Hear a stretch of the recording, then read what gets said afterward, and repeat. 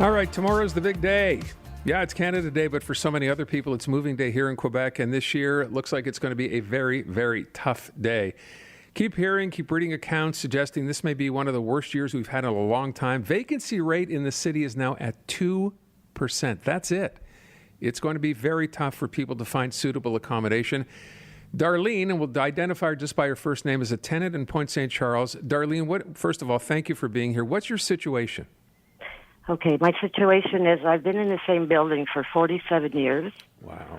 And there was an accident upstairs. I was on the third floor. So they moved me to the second floor with the thought that I would go back upstairs after it was all fixed, No, it didn't happen. So now I'm stuck in this place, and I have to be out by, tomorrow. Oh, no. Yeah. So anyway, hold I have on, Darlene. Yes. Hang on a sec. I don't want you to cry, but explain the situation. You've been in that building for 47 years. They decided to renovate. Is that what happened? Yeah, I call it renoviction. Yeah. Yeah. So they let you move back in, and now they're telling you what? That you have to leave. Why? Because they want to renovate the building. The other 5 houses around me are all renovated, It's an old building. It's over 150 years old. Okay. And what are they offering you in terms of you having to move?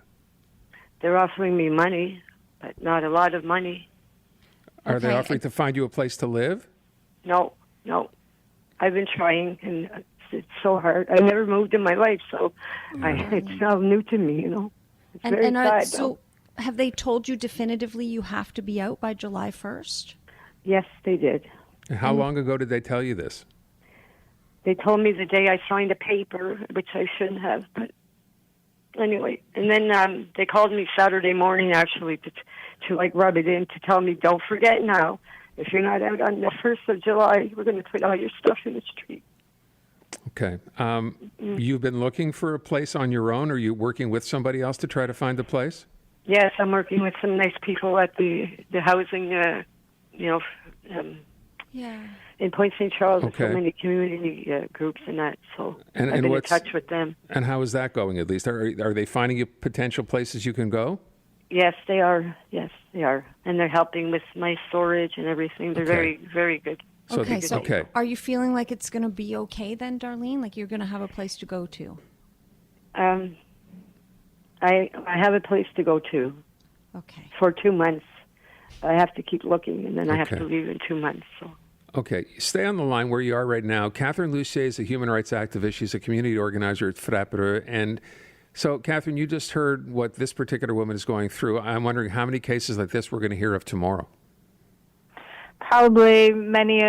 There's many in Montreal.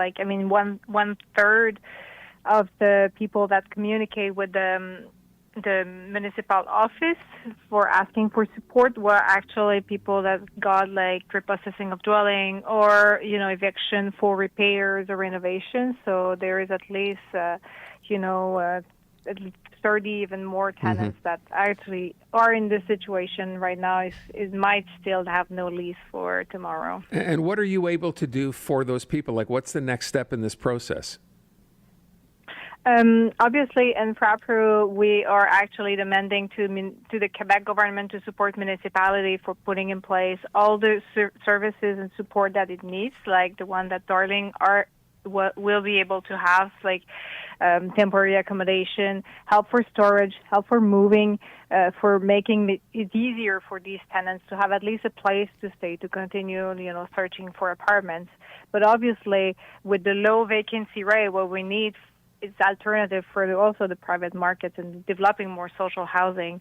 It's not going to come for tomorrow, but we need to, start now to support tenants that living in these conditions. Catherine, we've heard from other advocates that this is the worst that they've seen it in 30 years, and yet the Premier is saying, oh, everything's great, nobody's going to be left homeless on my watch. What would you like to know? What would you like the Premier to know about the reality of what you're seeing? Until now, we know, according to the data that we gather, it's at least 680 tenants throughout Quebec that are without a lease or might might not be able to sign a lease for tomorrow. They're all being supported by their municipality or the municipal offices, but we know that there's tenants that didn't reach on time or haven't reached on the services for different reasons and might end up in homelessness situation. So it isn't true that there is no one that might end up in homelessness, and we know that some people will go to families or friends and might stay in, this homelessness, invisible situation for maybe more than a year, and then they will go, from couch to couch. And we know this situation happens a lot. We had some people that called back a year later and still haven't found anything. And does that end up, like when we talk about people going from couch to couch, that is a form of homelessness, but then I wonder, do you often see that those are the people who end up in the streets? Yeah, there is also people that will actually, put a tent and will basically live in this situation and will become truly homeless. Obviously, there is especially single persons, some elderly also that could be fine in this situation because there is actually no alternative that is affordable for people at low income or even people that cannot afford the prices right now.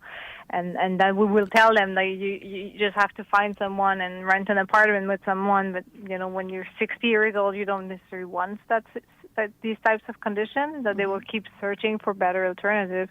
But there is some people, unfortunately, that falls into homelessness for.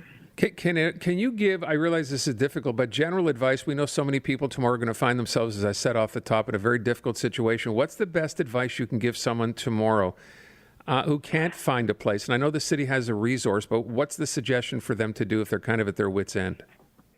I mean, the first thing will be at least to sanitize yourself and to ask for the support. I mean, the best chances you have for them is at least to be supported by the municipality and have access to these services to at least stabilize a bit your situation.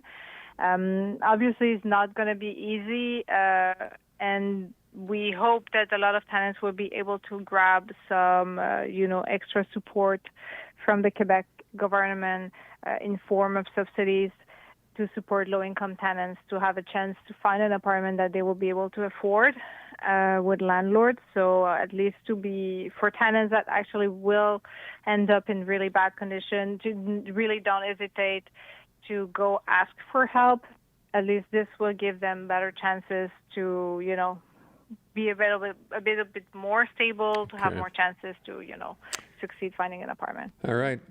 Listen, it's, as I said, and we all acknowledge, it's going to be a very, very difficult day for a lot of people out there tomorrow. But again, as you just said, the one thing you want to do is let the city, wherever you happen to be, know of your situation. So at least you hopefully will have access to some kind of help from the city. So that's step number one. Catherine, thank you so much for your time. Very much appreciated today. You're welcome. Thank you for receiving us. Catherine LUSSIER from FRAPRU. And I just want Darlene to know, if you're still listening, Darlene, we had so many people texting in nice messages and of support for you and just worrying about you. So we're rooting for you and so glad that you have a place to go. We know it's tough, but glad to know that you'll be okay. You have a place to go. Yeah, and that she is working with agencies, right? There are people out there who know her situation and are doing the best they can. I mean, 2 months is not a long time, but it's better than, 2 weeks. So fingers crossed for Darlene, and we'll hopefully be able to check in with her in a couple of months from now to see how things have worked out.